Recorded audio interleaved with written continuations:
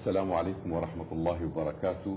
Dear viewers, today we are interviewing the Honorable Prime Minister of Pakistan, His Excellency Mr. Imran Khan. In fact, today is the first international exclusive interview granted by His Excellency Mr. Imran Khan to Al-Ekhbariya, so I would like to thank him very much for this opportunity. Today also we are going to speak with a very legendary leader who has a vision, who has struggled for more than 22 years for the sake of New Pakistan.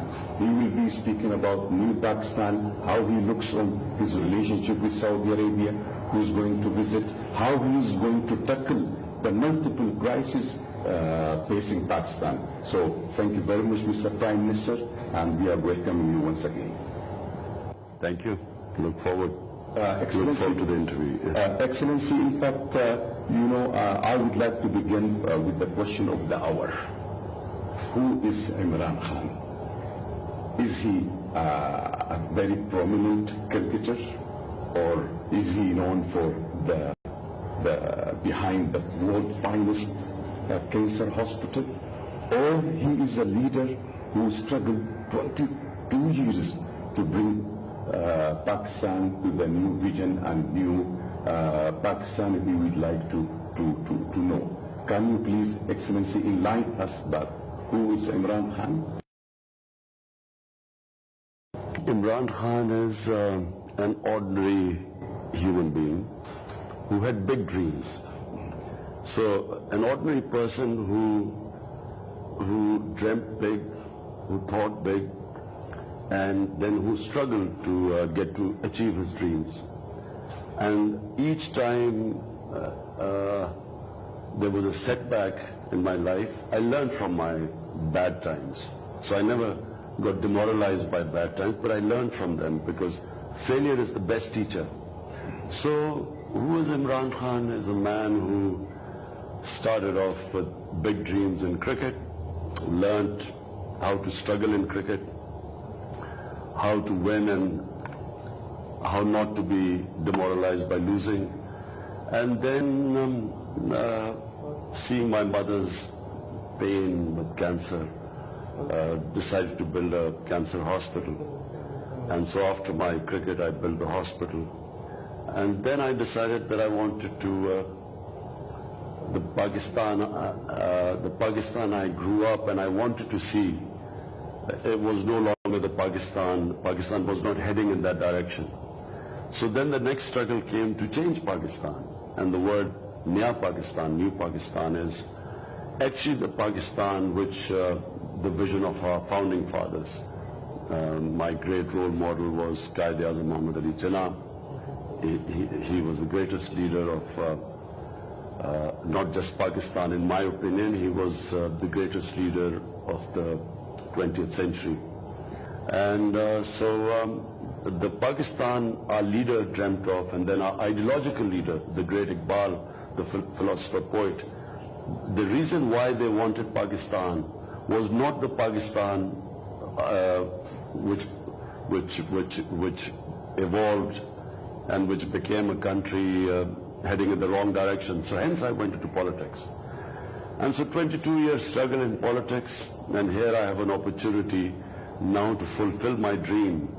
So power is only meant for a purpose, and so the power I have is now to achieve my last dream, which is to see Pakistan as a humane, as a state which is justice, a state where there is meritocracy,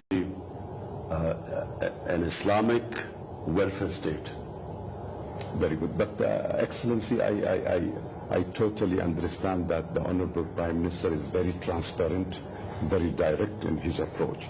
Do you think that during the 5 years of your tenure, you can solve the century-long multiple crises which faces Pakistan?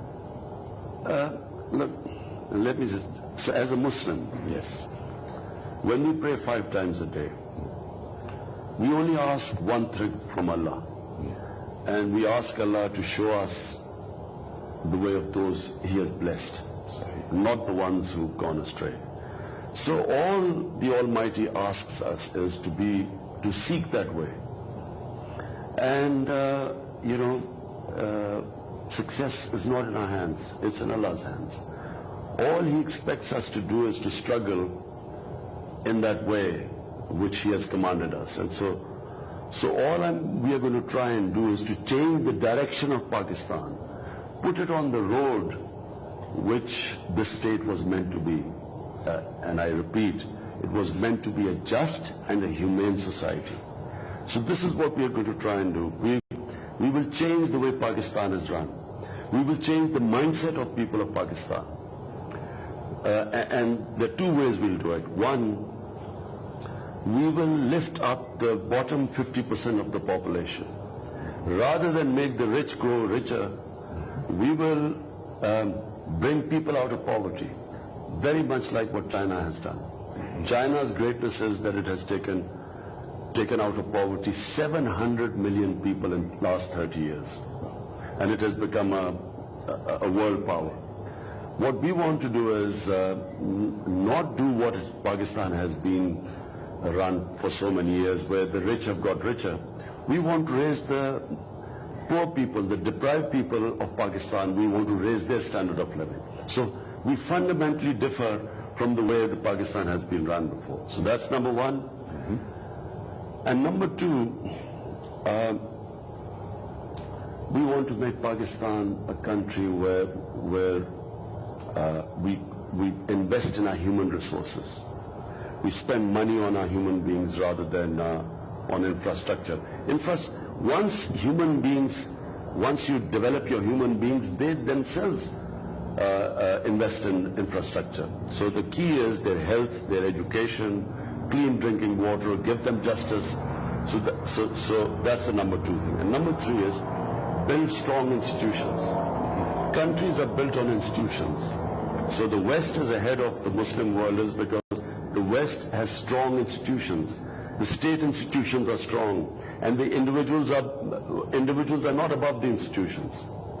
And unfortunately in our country we have weak institutions, and weak institutions means that the individuals are strong. So for instance, in a country like Switzerland, in the Scandinavian countries, you don't even know who their prime minister is, because the institutions are so strong. People come and go, but the country stays on top. Unfortunately in our countries, we suffer from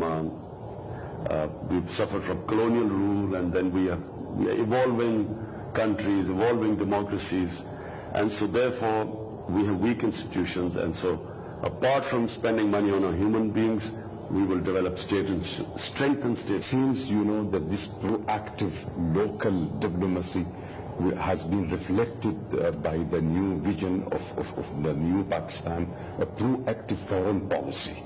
So we have monitored the movement of the foreign Pakistani policy. So how you see the proactive Pakistani policy in the geopolitical scenario international and in the Islamic arena, and positioning Pakistan's role in strengthening the strategic relationship with Saudi Arabia? Well, let me first say that Pakistan has suffered in the last 15 years because of the war on terror. Pakistan opted to join the war on terror, which had nothing to do with Pakistan. 9/11, the people who were responsible for 9/11 were not in Pakistan. No Pakistani was involved, and Al-Qaeda was in Afghanistan, and for no reason Pakistan got involved in this war, and we suffered. So up to date we have 88,000 Pakistanis have died in this war, and the loss to the economy has been over $100 billion, and our tribal areas along the border of Afghanistan have been devastated. So what we now want is peace. We want stability in Pakistan. To get stability, we need peace with all our neighbors. We already have very good relationship with China. We need good relationship with Afghanistan and India. We have made overtures to both. We want to develop a new relationship with both Afghanistan and India, a relationship based on mutual trust.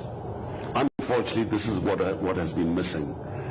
Pakistan has one point of view, India and Afghanistan have another point of view.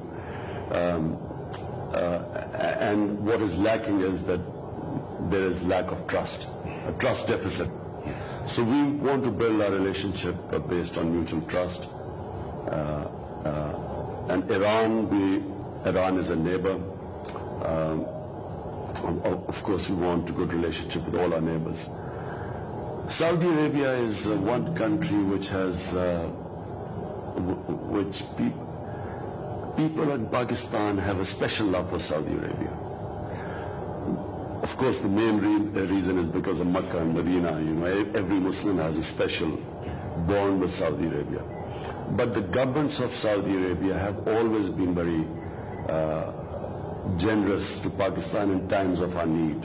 When we have had crisis in our country, Saudi Arabia has always been of great help to us. So there's this special bond with Saudi Arabia.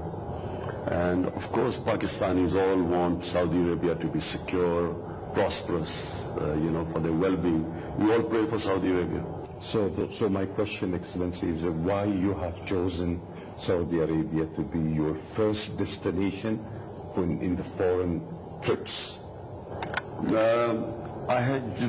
I did not want to go out of Pakistan for first 3 months. Yes, I think. And the reason is because, we're faced with diverse, multi-crises.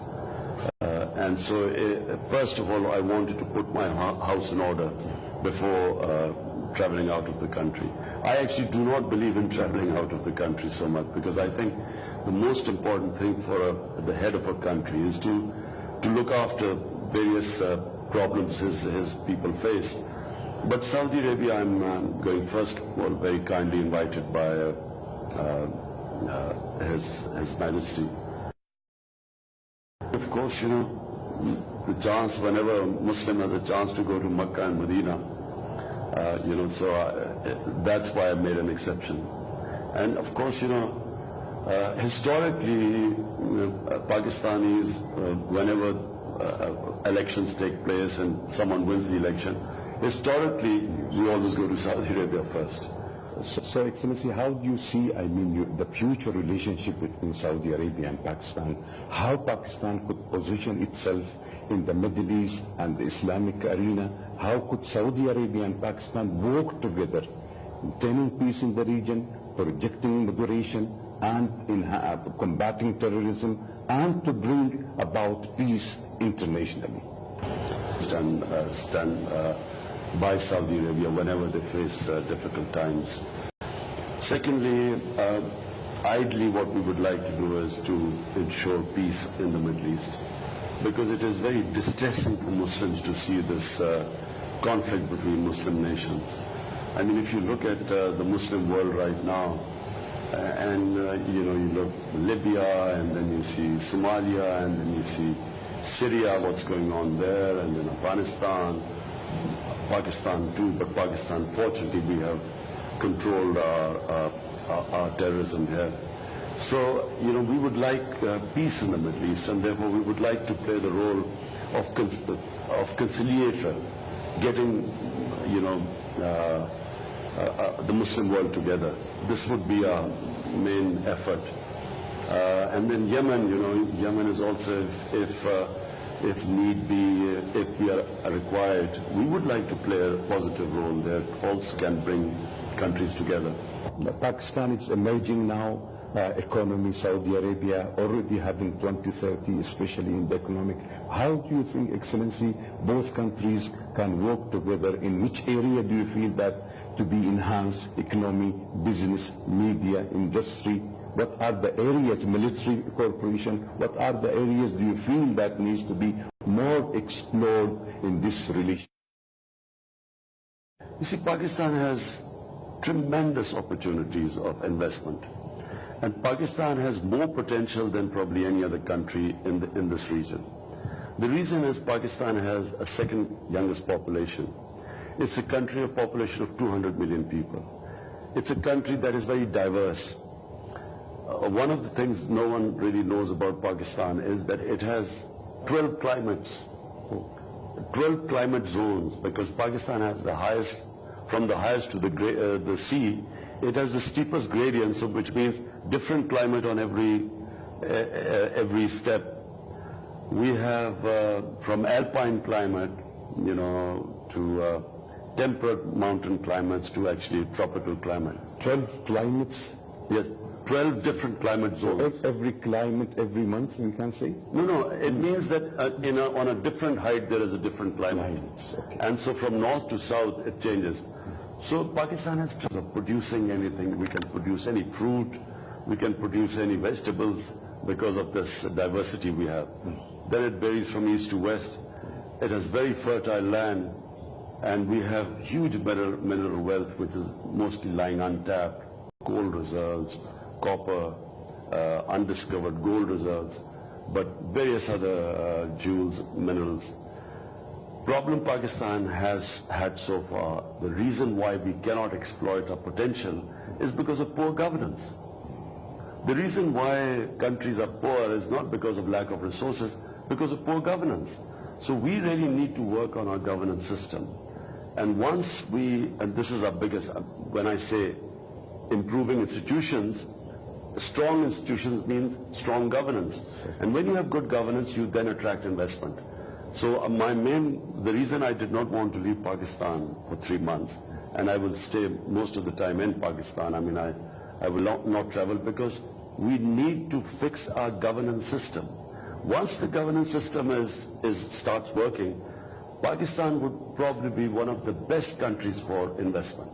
Simply because it's a 200 million population, one of the youngest population, which means it has the engine for growth, provided, as I say, we fix our governance system.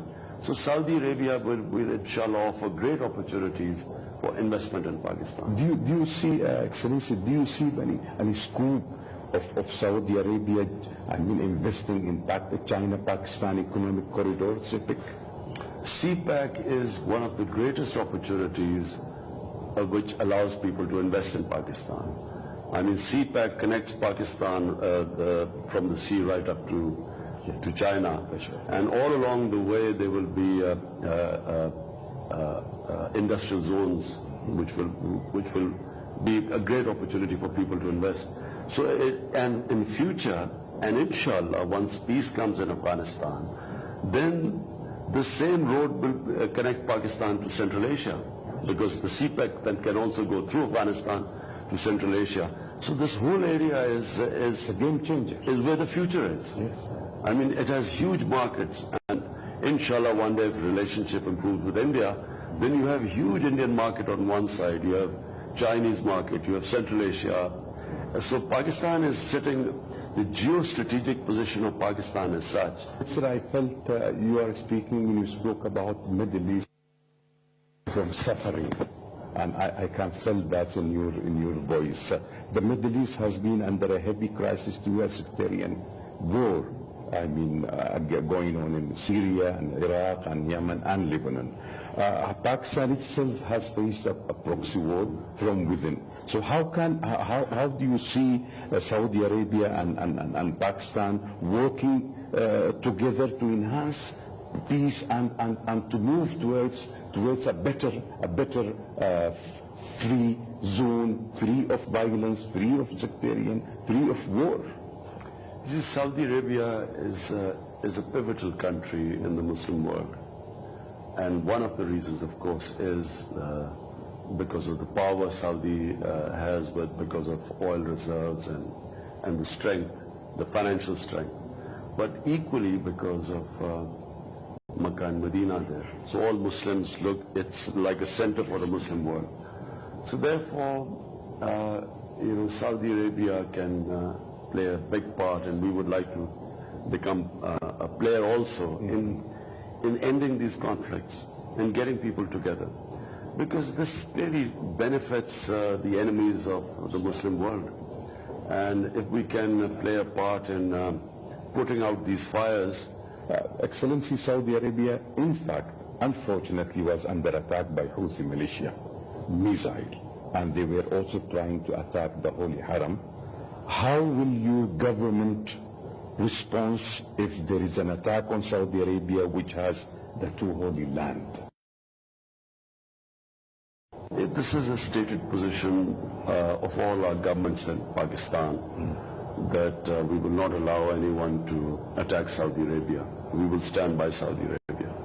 But I can just say one thing, that all conflicts can be resolved through political dialogue. I mean, you could look at Afghanistan. The conflict in Afghanistan is now 16 years it's been going on. And for a long time, people like me kept saying that there is no military solution in Afghanistan. And we were branded as pro-Taliban or Taliban Khan. But now everyone realizes that there is only one solution in Afghanistan, and that's a political solution. And I feel that every conflict has a political solution. Because this military dimension, I'm not a believer in military solutions. I don't believe this world is meant for military solutions. Excellency, Pakistan is a founder member of the Islamic Military Counter-Terrorism, which is based in Riyadh. This initiative has been adopted by His Royal Highness the Crown Prince Mohammed bin Salman. How do you see the role of Pakistan in that context? Well, it's Pakistan probably is, no country in the world can give such expert advice on countering terrorism as Pakistan. What Pakistan faced, the sort of terrorism Pakistan faced, I'm not sure many countries would get out of that situation. I mean, there were times when we were having on a daily basis, we were having massive suicide attacks all over the country. And it was peaked in 2013, it sort of peaked the amount of terrorism. And yet our intelligence agencies, and I must say, the more I cannot praise my intelligence agencies enough. They, along with the Pakistan security forces, they achieved what very few countries could have achieved. So Pakistan has this unique experience, and it can probably advise countries how to tackle terrorism. But at the same time, the second track has to be a political dialogue too. Yes. Because conflicts eventually, look at IRA in Britain, the Irish Republican Army. After, 30, 40 years, eventually they came down to a political dialogue and the conflict was resolved. So I always feel that apart from counter-terrorism, conflicts are resolved through political dialogue. That's it. Excellency, I mean, how do you see the reforms undertaken by His Royal Highness, the Crown Prince Mohammed bin Salman, under the Vision 2030? You have praised, in fact, the anti-corruption drive launched by His Royal Highness. How do you see this vision, and do you feel that there is similarity in New Pakistan Vision and Vision 2030, honestly? Well, obviously we praise the anti-corruption drive in Saudi Arabia. Corruption is the main reason why countries remain poor. I keep repeating that countries do not remain poor because of lack of resources. They become poor because of corruption. What corruption does is not just that the money that is supposed to be spent on the people of a country is taken out of the system and sent offshore accounts. That's one reason. But a bigger reason is that in taking the money out, in indulging in corruption, you can only make money from a system by destroying state institutions.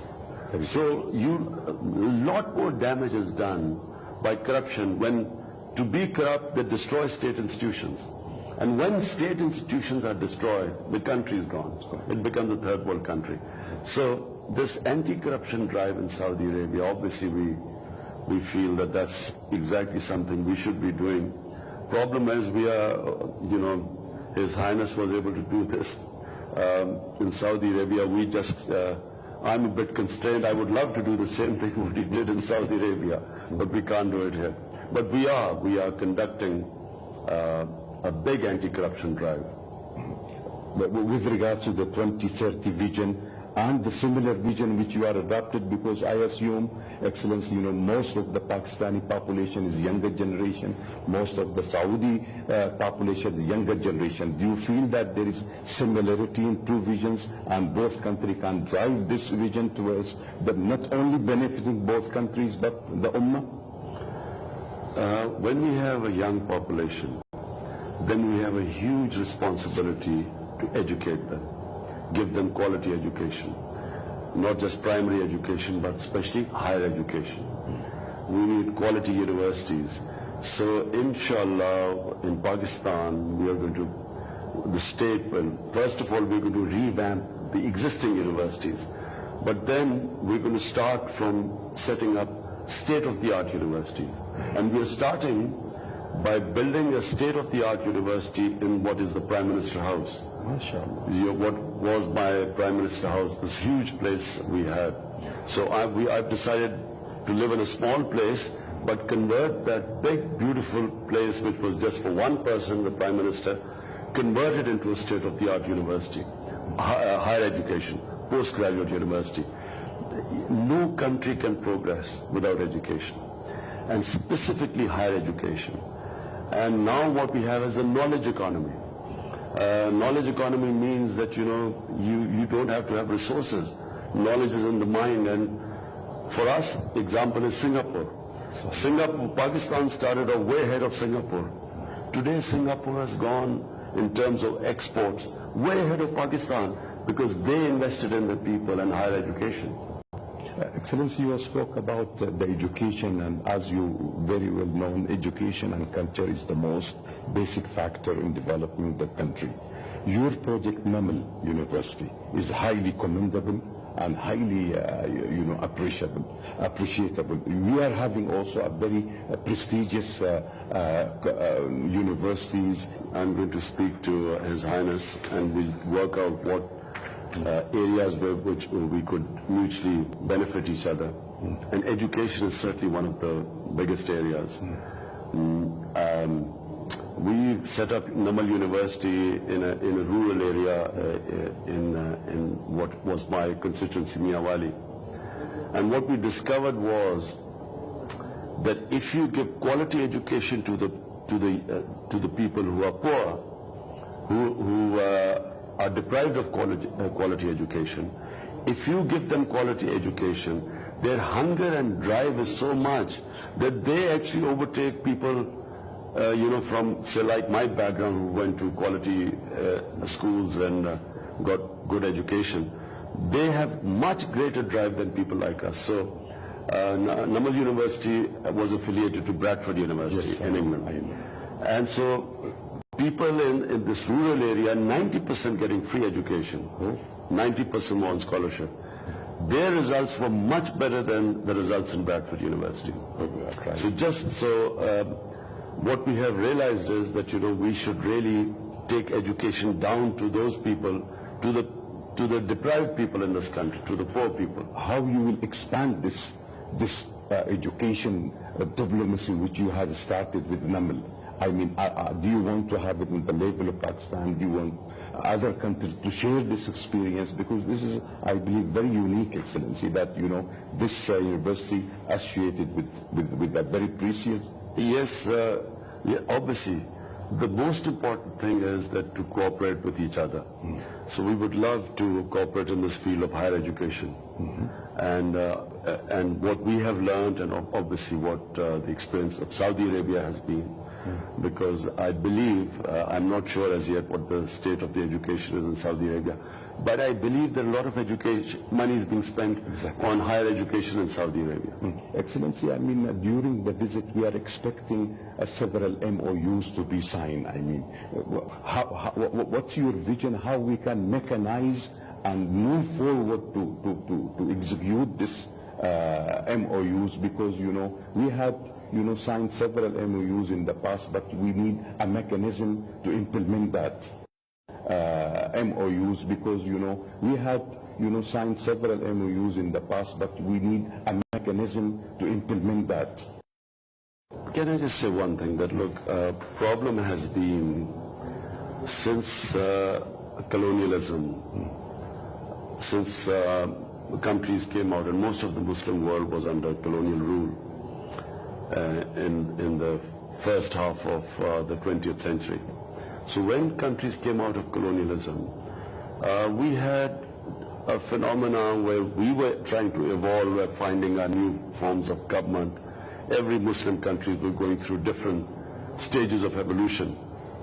But what started happening is that we had this new colonialism, which is where we were told how to behave.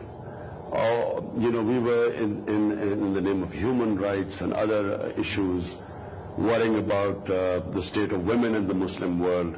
Somehow the Western countries tried to dictate to Muslim countries how they should conduct themselves, what culture should they have, what was right, what was wrong. And this was new colonialism. In fact, it was cultural imperialism. Exactly. And countries don't evolve when another culture is superimposed on another nation. Countries grow when their own culture, looking around the world, taking influences from other countries, but organically it grows from the roots are embedded in their own societies. So that's how countries evolve throughout history. But when you superimpose another culture, it causes cultural chaos in a country. And it actually causes problems within societies. So Muslim, fundamentalism, what is called fundamentalism, is basically reactionaryism. It's Muslim societies reacting to other cultures which are superimposed on them.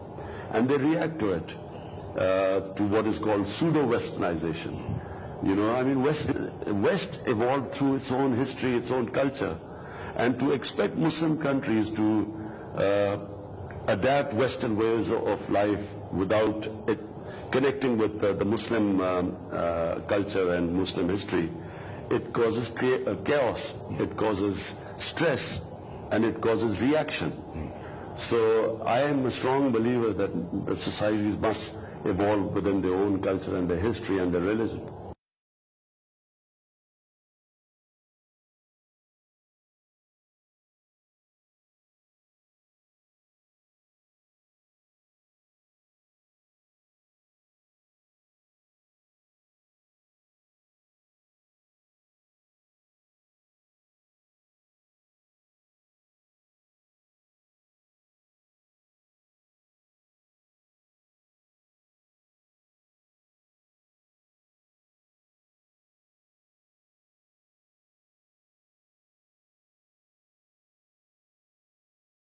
Islam is a religion of moderation.